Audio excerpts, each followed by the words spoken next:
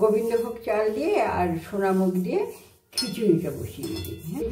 মুগের ডালটা ভাজা হচ্ছে, আর একদিকে রাইস কুকারে জল গরম হচ্ছে। তেজপাতা দিলাম, দুটো শুকনো লঙ্কা দিয়ে দিলাম, পাঁচফোড়ন দিলাম, গ্রেট করা আদাটা দিয়ে দিলাম, সবজিগুলো সব দিয়ে দিলাম।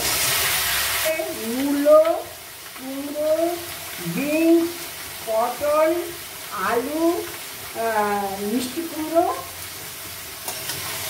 আর ঝিঙ্গা, পরিমাণ মতো নুনটা দিয়ে দেবো, হলুদ দেবো, মশলা মানে ভাজা মশলা দিয়ে দেবো। 1 কিলো চালের খিচুড়ি করছি, কাজে 3খানা শুকনো লঙ্কা দিলাম, তেজপাতা দিলাম, একটু জিরা দিয়ে দিলাম।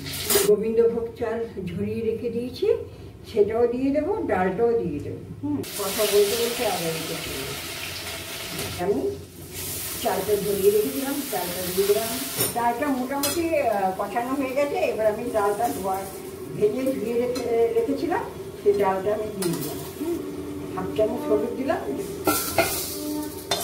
এই যে ভাজা বেগুনটা রেখেছিলাম, এই বেগুনটা দিয়ে একটু চালের গুঁড়ো দিয়ে আর ভাজা মশলার গুঁড়ো দিয়ে নামিয়ে ফেলতে। ব্যাস, এই যে একটু ভাজা মশলা বেশ দিলাম।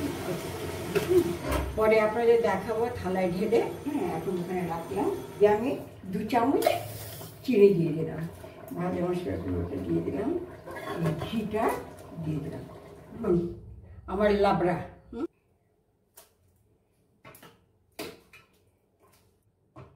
দানা দানা কিন্তু রয়েছে।